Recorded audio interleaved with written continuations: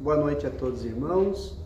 Sintam-se todos abraçados fraternalmente em nosso nome, em nome da espiritualidade que já nos assiste desde o momento que aqui chegamos. É uma alegria estarmos aqui novamente, nesta noite, para absorvermos um pouco mais de conhecimento. Conhecimento esse que vai nos mostrar, segundo o tema escolhido para hoje, caminho, verdade e vida. Então, esse conhecimento que nós vamos passar aqui, né? A gente pesquisou no Novo Testamento, tradução de Haroldo Dutra Dias, né? No Evangelho de João, capítulo 14, item 6. E no livro Vinha de Luz, pelo Espírito Emmanuel, né? De Chico Xavier, capítulo 176, e no Livro dos Espíritos, questão 842. Tomé lhe diz: Senhor, não sabemos para onde vais, como podemos conhecer o caminho? Tomé estava conversando com Jesus e pergunta: mas mestre, não sabemos para onde vais. Jesus já estava preparando os discípulos naquele momento, né, avisando, deixando eles já orientados da sua partida. Ele sabia, né, que já estava próximo, né, o seu desligamento do plano terra, né, o seu desligamento físico. Então ele já estava preparando os apóstolos, e daí Tomé na dúvida, né, e o apóstolo João, né, escreve nos seus evangelhos, todos os evangelhos de João, né, ele conta a história do Mestre Jesus, e João foi o último apóstolo a desencarnar, com 86, 87 anos, uma coisa assim, tá? Eu pesquisei isso hoje também, né, para a gente poder ter um embasamento, né? O apóstolo João descreve nos seus evangelhos todos, né, a história. Então ele viu todos os seus amigos, todos os apóstolos, né? Alguns foram crucificados, inclusive na presença dele, né? E João foi o último apóstolo a desencarnar. Então ele escreve toda a história, tudo o que aconteceu, né, nos seus evangelhos. E aí Jesus diz, o que Jesus diz para Tomé? Eu sou o caminho, a verdade e vida. Ninguém vem ao Pai senão por mim. Então nós vamos entender essas dádivas, né? Caminho, verdade e vida são 3 dádivas que Jesus nos deixa. Nós vamos conversar um pouquinho sobre cada uma delas. Então, naquele momento de despedida, Jesus já havia anunciado, né? Então ele aproveita para ministrar os derradeiros ensinamentos aos apóstolos que estavam muito apreensivos diante da possibilidade de continuar a missão sem a presença física do Mestre, né? Então, Jesus procurou levantar os ânimos, né? Naquele momento, Jesus, gente, não se assuste, né? É que nem aquela pessoa, a gente vai para a faculdade, a gente estuda para uma determinada profissão, e quando termina a faculdade, a gente tem que exercer essa profissão. Dá um friozinho na barriga, né? Será que eu vou conseguir? Será que eu vou, né, ser uma boa fisioterapeuta? Será que eu vou ser um bom professor? Será que eu vou ser um bom, né, arquiteto, um bom advogado? Né? E assim por diante, né? E os discípulos estavam preparados. Jesus passou os ensinamentos para eles. Mas além dos ensinamentos, Jesus deu um maior exemplo, né? O maior ensinamento que Jesus deixou para eles foi o seu exemplo. Na sua caminhada, na sua vida, né? Como modelo e guia para os discípulos. Mas mesmo assim, né, eles estavam assustados. Então Jesus tentou levantar o ânimo deles, né, que eles não ficariam desassistidos. Ao responder a pergunta de Tomé, o Mestre estabelece roteiro seguro para a redenção das almas. O que Jesus quis dizer? Vocês não ficarão desassistidos, eu estarei entre vós, né? Onde 2 ou mais se reunirem em meu nome, eu estarei no meio deles. E estarei com vós na caminhada. Claro que Jesus falava, né, E eles achavam, eu estarei com vós. Estarei, né? Alguém do lado, Jesus está do lado. Não, né? Assim como Jesus está nos nossos corações, Jesus está nas nossas casas, Jesus está, né, conosco na nossa caminhada. Ele disse aos discípulos. E aí então nós entendemos a primeira dádiva que Jesus nos deixa, que é o caminho. O que é o caminho? Jesus é o único caminho que conduz a Deus, representado pela transformação moral. Caminho, né? Caminhar, né? Do verbo caminhar, né? Eu caminho, tu caminhas, ele caminha, nós caminhamos. Não é isso que nós estamos falando. Nós estamos falando do verbo caminhar. Quando Jesus fala que ele é o único, ele é o caminho, ele fala de moralidade, de exemplo, né? É o caminho moral. Nós temos, né? Nós podemos olhar 360 graus, mas nós temos que escolher para onde vamos. Ninguém pode caminhar para 2 lugares ao mesmo tempo, né? E assim é a nossa vida, feita de escolhas, decisões importantes que a gente precisa tomar, decisões que a gente toma às vezes no afã, né? Nas paixões, nas relações. São caminhos que a gente precisa tomar, né? O caminho moral. Então Jesus fala da transformação, também é o pioneiro deste caminho, pois já percorreu todo o trajeto que ainda precisamos trilhar, né? Jesus já passou por tudo isso. Ele nos mostrou em todas as passagens que a gente lê dos evangelhos de Jesus, a gente vê aí na história, né, o exemplo que ele deu, o caminho que ele mostrava para as pessoas, o caminho do perdão, da paciência, da tolerância, da amorosidade, né? Então, é desses caminhos que nós estamos falando, né? Então, um espírito puro, um dos Cristos do universo, designado por Deus para ser o administrador do planeta Terra. Então, quando Jesus, né, Deus nos deu o Cristo para ser administrador do planeta Terra, e ele diz que eu estarei entre vós, vocês não estão desassistidos, né? Então Jesus é o nosso governador, Jesus está conosco, né? Ele é o governador do planeta Terra.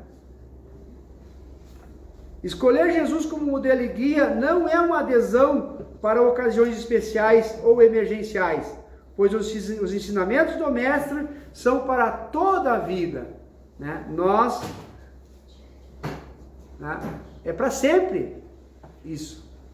Nós estamos há 2016, né, 2026 anos agora, né, do nascimento de Cristo, da era cristã, né, que a história se divide antes de Cristo e depois de Cristo, né? E aí a gente pega os ensinamentos de Jesus lá, né, 2026 anos lá, é tempo, né? Mas ainda hoje, será que nós já aprendemos? A gente vê tanta coisa, tanta gente falar, né? Nós vamos ver daqui a pouquinho lá na outra dádiva lá, sobre as religiões, né? E ainda estamos pecando, falhando uns com os outros, falhando com Jesus, falhando conosco mesmo, né? Escolhendo os caminhos errados para seguir. Escolher Jesus, não caminhar com o Cristo, é seguir um roteiro de trabalho, renovação permanente, né? É aquela questão da nossa consciência, seguir a lei de Deus. Onde está a lei de Deus? Na consciência. É ter consciência de que eu errei, que eu preciso pedir perdão. É ter consciência de que não posso falhar com meu irmão, que eu não posso falhar comigo mesmo, que eu não posso falhar com a minha família, que eu não posso falhar, né, com a sociedade em que eu vivo. Então isso é permanente, é a reforma íntima, é fazer todos os dias aquela reflexão da empatia, né? O que eu fiz a um dos meus irmãos que eu repreenderia se a mim o fizesse, né? Então, é permanente, é diário. Essa transformação, é escolher o caminho, é o acordar, já saber que caminho eu vou seguir hoje, né? O caminho do bem, o caminho do mal, o caminho, né, da transformação moral, ou eu vou me chafurdar na lama, eu vou enganar alguém, né, já vou sair de casa pensando quem que eu vou lograr hoje, quem que eu, né? Tudo são caminhos que nós temos que percorrer.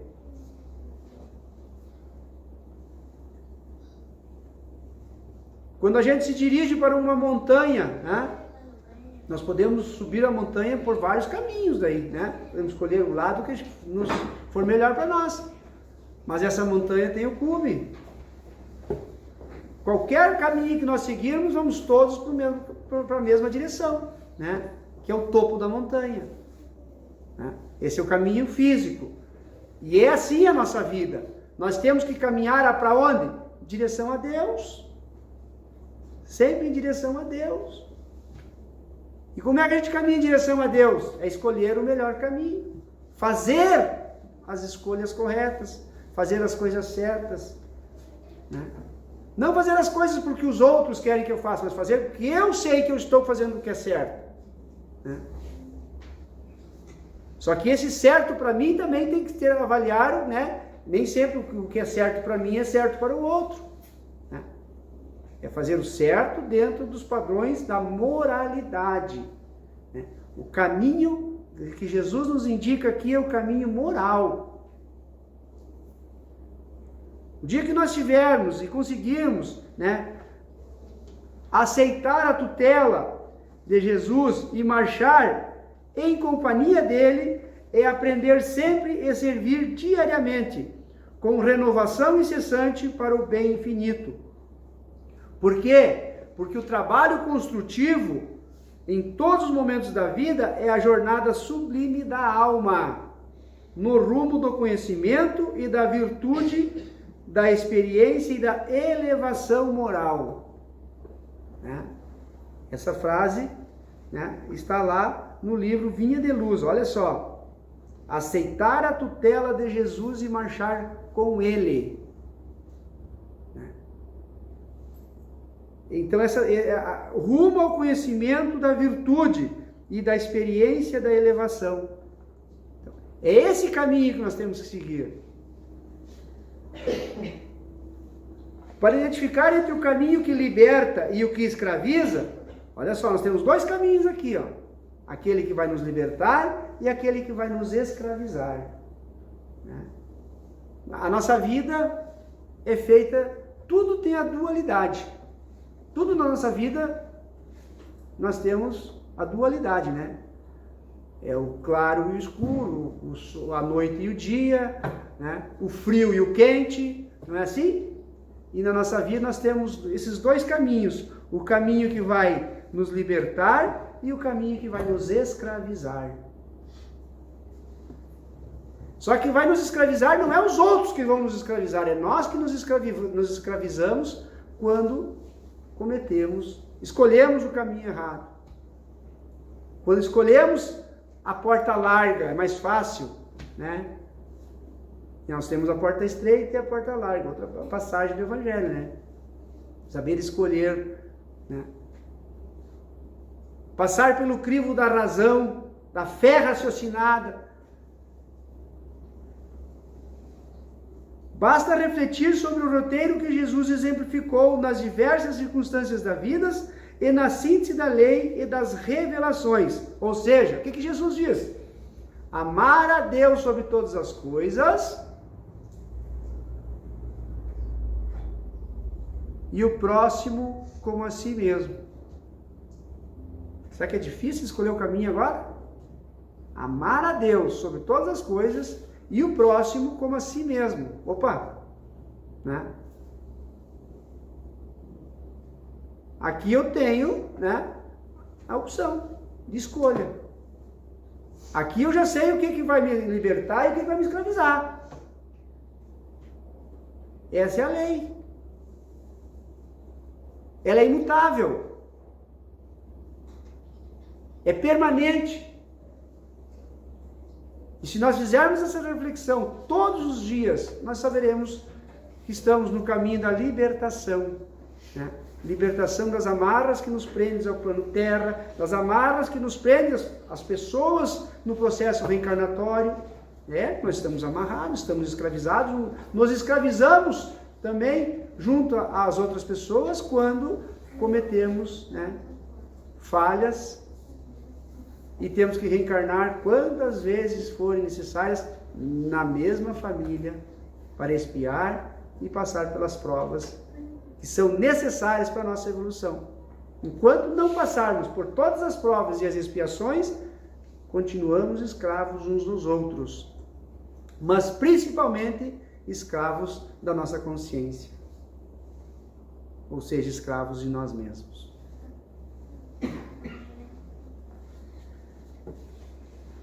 Então, seguindo essas máximas, não há como errar.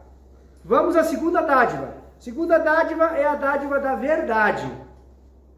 Jesus ensinou a verdade divina, estruturada nas leis que regulam a vida de todo o universo, né? As leis, para que existem leis?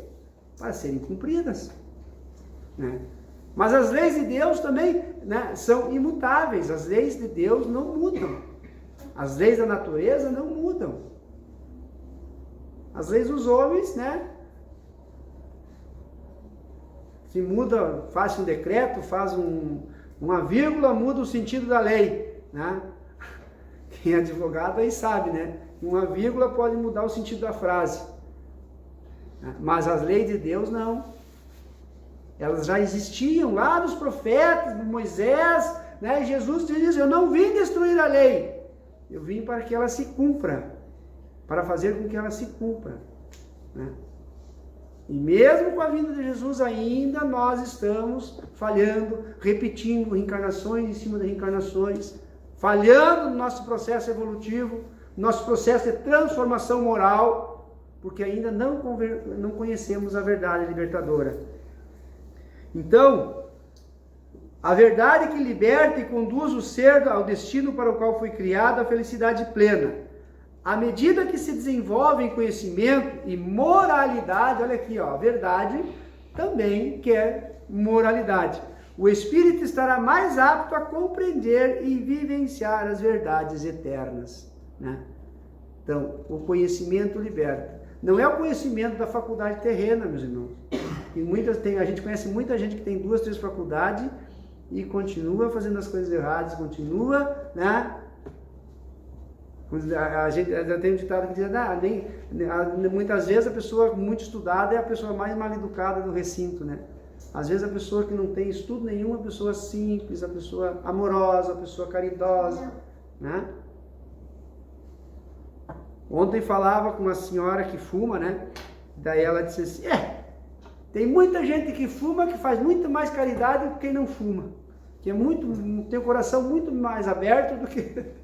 Ela, né? A gente estava falando do cigarro e ela, né,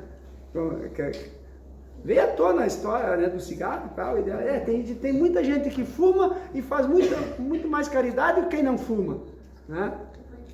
Sabe que a caridade é uma coisa pessoal, né? Mas ela está se autodestruindo. A pessoa sabe que todas as drogas, a pessoa está se autodestruindo a si próprio, né?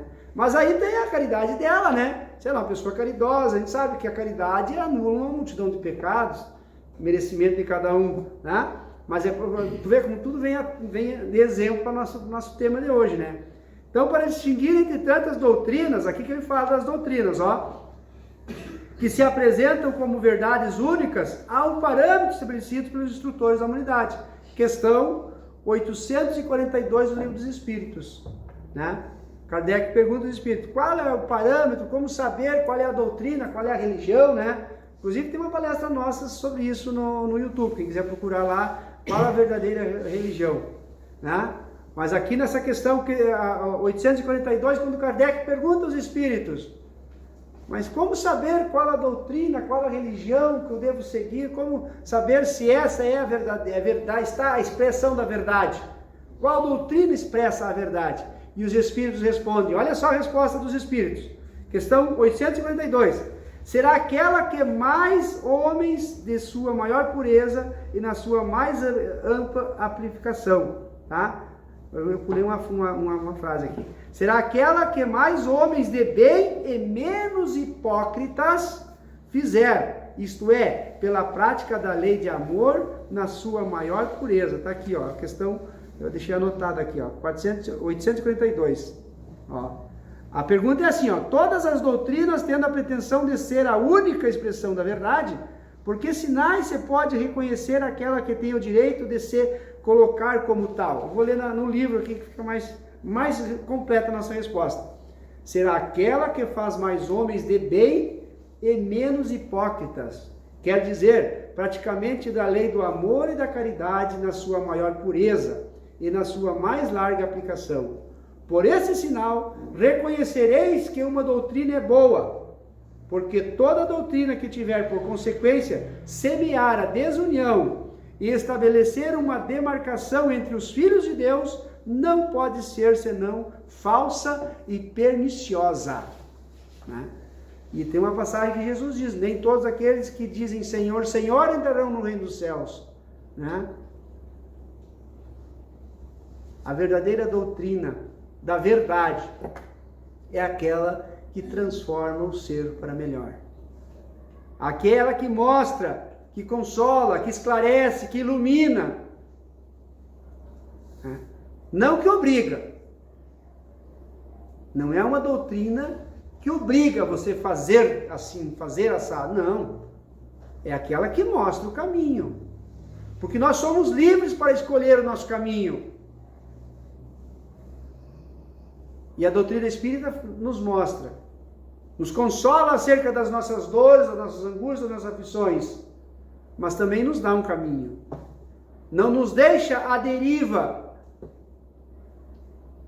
nos dá o remo para nós remar, nos dá a linha para nós pescar, nos dá a semente para nós semear, mas nos mostra também que nós só vamos comer o peixe se nós formos lá pescar, que nós só vamos comer o fruto se nós semearmos e tivermos paciência para esperar a planta crescer e dar frutos. Nos mostra que nós estamos numa caminhada juntos, somos seres únicos e temos a responsabilidade pessoal conosco, mas temos junto de nós todas as pessoas que estão juntos na mesma família, na mesma sociedade. Que não chegaremos a Deus sozinhos, chegaremos com a nossa consciência, chegaremos com aqueles que nós amparamos e ajudamos. No Nosso Lar tem uma passagem, né, no filme Nosso Lar, no livro Nosso Lar, tem uma passagem que André Luiz, né, após o seu desencarne, né, chega no mundo espiritual e as únicas pessoas que intercederam por ele eram um casal de velhinhos que ele atendia lá de graça, né? Dava receita correndo para se livrar, né? E eles oraram por ele. Foi aquele casal de velhinho orou pela alma, pelo espírito de André Luiz, né? Então são as pessoas que nós ajudarmos, que nós juntarmos, levarmos juntos na nossa caminhada, é que vão contar para nós, né, na nossa evolução, que vão nos dar um norte, um caminho a seguir, através das suas preces, da sua gratidão, do seu amor por nós. E assim são as doutrinas, são as religiões, né? Aquela que mostra o caminho, aquela que transforma o homem para o bem. Então, ainda dentro da dádiva da verdade, toda crença que estiver fora da vivência da lei de amor, ou que estabeleça qualquer distinção ou separação entre os seres, não poderá estar com a verdade. Basta lembrar a exemplificação de Jesus através do amor incondicional e da valorização de todas as criaturas. Esses dias eu vi aquela passagem que Jesus abraça o leproso, né? O homem veio ao seu encontro tomado pela lepra e os discípulos, não mestre, não mestre, não mestre, não vai mestre. E o mestre se abaixa e abraça aquele homem tomado pela lepra. E imediatamente a lepra some do seu corpo, né? Será que nós faríamos isso hoje se alguém se apresentasse para nós com uma determinada doença? Nós teríamos coragem de abraçar alguém assim? Será que nós teríamos o coração endurecido, preso ao nosso medo? Ou nós teríamos o nosso coração liberto para abraçar alguém que realmente precisa de um abraço? Tá? Vamos lá na terceira dádiva então, meus irmãos. Caminho, verdade e vida. O que é a dádiva da vida? Seguir o caminho proposto por Jesus e adotar a verdade por ele ensinada como diretriz é garantir uma vida em abundância no sentido e valor. Olha só, né? Então aqui na dádiva da vida nós juntamos caminho e verdade. É o que vai nos garantir uma vida plena. E quando se fala em vida plena, meus irmãos, não estamos falando de vida plena aqui, porque a gente sabe que a verdadeira felicidade não é deste mundo, né? Mas é possível ter uma felicidade relativa quando nós aprendemos a escolher o nosso caminho e conhecemos a verdade que nos liberta. Então, é possível ter uma vida plena aqui? Sim, é. Quando a gente agradece, fomos criados simples e sem experiência para quê? Para que o nosso próprio esforço atingíssemos a plenitude, né? Então, sem esforço, sem vontade, sem o querer, a gente não vai a lugar nenhum, né? Fomos criados simples e ignorantes. Ninguém chegou aqui sabendo tudo, com exceção do mestre, né? Que já veio, tudo que era perguntado, meu pai que me disse. Quando perguntar, mas como que tu sabes isso, mestre? Meu pai me disse, né? Deus deu todas as instruções a Jesus. Deus falava com o filho todos os dias, né? Então ele sempre dizia, em todas as passagens, quando os discípulos perguntavam, mas como tu sabe, como, né? Meu pai me disse para fazer assim. Meu pai me disse que é assim, né? Deus é a verdade. O valor e o sentido estão diretamente relacionados com a conquista do quê? Das virtudes da alma. Não é a quantidade de dinheiro que eu tenho, não é a quantidade de bens que eu tenho, não é, né? Não. São os valores da alma. A nossa vida plena está em acordo com as virtudes da alma. Não é as virtudes da carteira, do bolso, da conta bancária. Não. Somente através dessa edificação, naturalmente, teremos a abundância que Jesus prometeu, representada pelas únicas riquezas, olha aqui, ó, pelas únicas riquezas que podem resultar em felicidade. Quais são as maiores riquezas para a nossa vida hoje? A paz de consciência. Não tem riqueza maior, né? Como a gente sempre diz, é colocar a cabeça no travesseiro e dormir o sono dos justos. Quem não gosta de dormir o sono dos justos, né? Dizem os entendidos que a insônia é peso na consciência, né? Quando a gente começa a se bater na cama, não consegue dormir, o sono não vem, pode estar com o corpo cansado, mas a consciência não deixa, né? Aquilo que eu falei lá no início, eu escolhi o caminho errado durante o dia. Eu escolhi uma verdade que é duvidosa. E aí eu quero ter vida plena. Eu estou com a minha alma impura. Eu escolhi um caminho que me escravizou. Estou prisioneiro da minha consciência. Estou prisioneiro de alguém que eu maltratei, que eu logrei, que eu enganei, que eu menti. Ou que eu ensinei um caminho errado. E aí eu não consigo dormir, né? Mas, além, então, a paz de consciência e a certeza do dever bem cumprido, né? É aquela história, fulano, né, desencarnou, mas queria saber como é que ele está, né, como que eu faço para saber que meu pai, minha mãe, meu familiar, é só fazer uma análise como ele era aqui. Porque a vida continua. Nós não criamos asinhas aqui, ó, porque desencarnamos da noite para o dia, não. Não. A vida continua do mesmo jeito. Nós continuamos com os mesmos vícios, com as mesmas mentiras, né? Ou com o mesmo amor, com a mesma paz de consciência, porque tivemos o quê? A certeza do dever cumprido enquanto reencarnamos aqui, né? Não adianta nós pedirmos a Deus, Deus me dê uma vida longa, Deus eu quero reencarnar, eu quero viver aqui 1000 anos, né? Primeiro que o corpo não vai aguentar, né? Mas não é o tempo, não é os anos, mas é o tempo que estivermos aqui estarmos fazendo, escolhendo o caminho certo, conhecendo a verdade que liberta, para ter essa vida plena dentro das condições que nós temos aqui, seja financeira, seja como for, né? Uns têm mais, outros têm menos, né? Mas é a consciência do que eu tenho, o que eu mereço. Eu tenho o que eu conquistei com o suor do meu trabalho. Não precisei tirar de ninguém, não precisei pedir para ninguém, né? Mas o que eu tenho é para ter a minha vida plena, minha e dos meus. E ainda repartir com aqueles que mais precisarem, né? Repartir, né? Doar-se.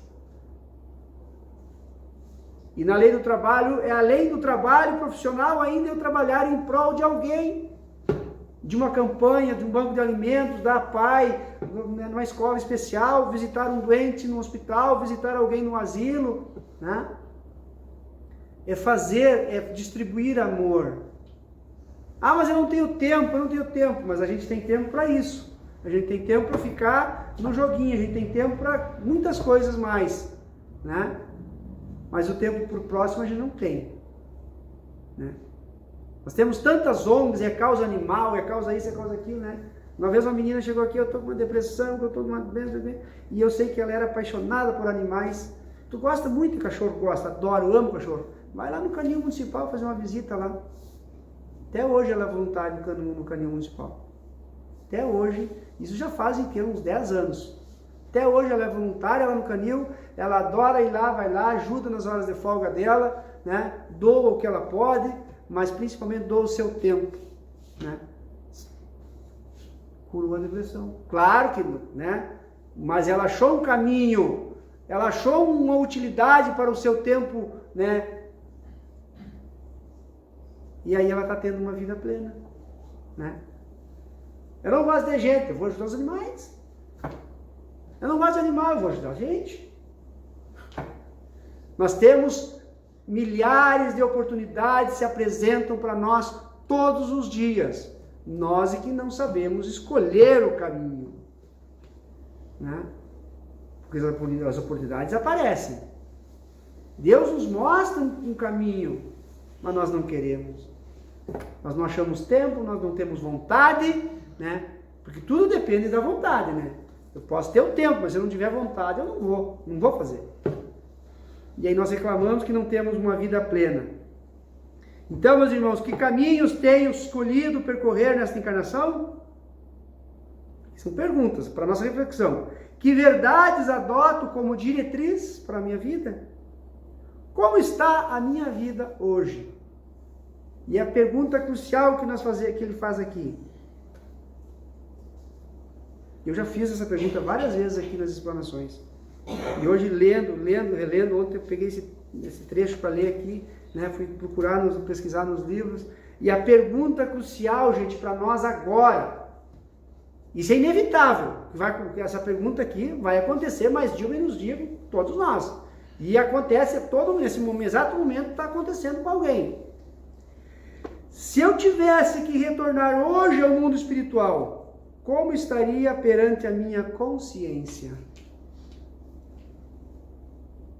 Esses são questionamentos que ajudam a orientar a jornada terrena. Então não é para depois, meu irmão. Não é deixar para amanhã. Não é para deixar para quando eu me aposentar. É agora. Fazer o bem. Escolher o caminho. Escolher a verdade que liberta. Para ter uma vida plena. Consciente do que eu estou fazendo aqui, o que eu vim fazer aqui. Por que essas pessoas estão à minha volta? Porque a gente não sabe nem o dia nem a hora que vamos retornar à parte espiritual. Só Ele sabe. E não importa o jeito.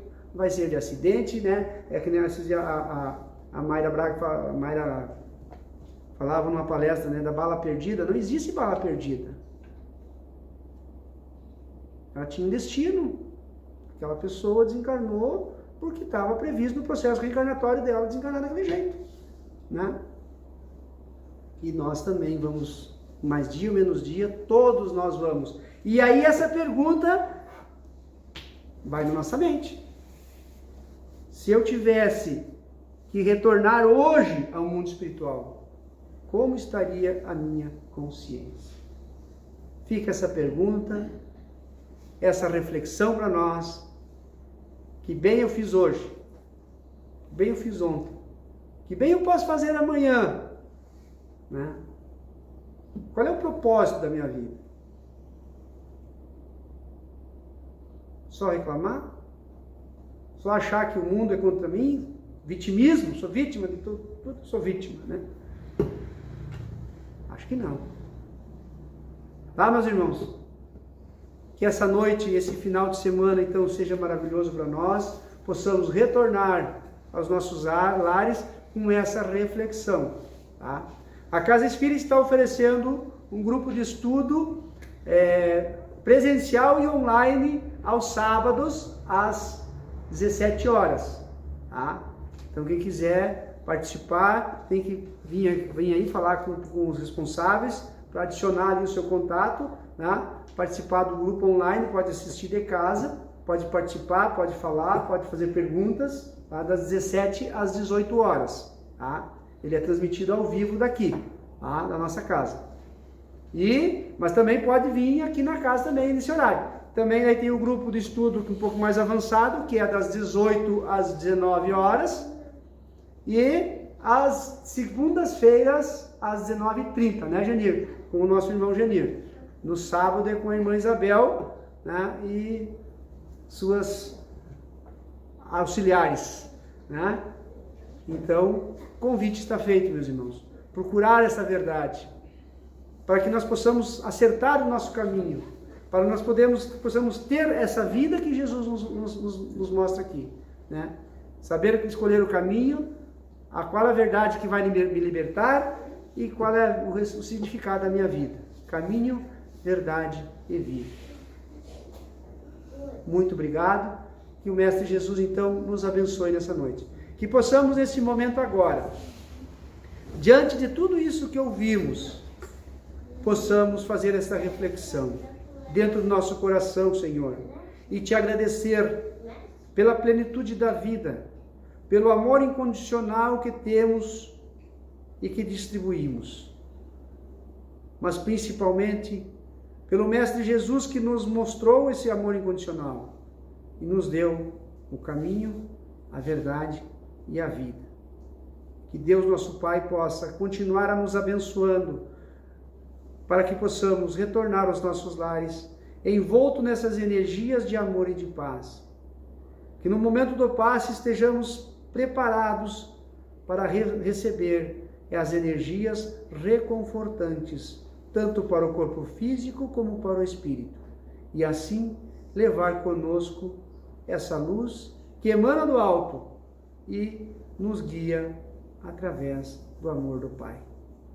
Bênçãos, paz, luz para todos nós, hoje e sempre. Que assim seja. Graças a Deus.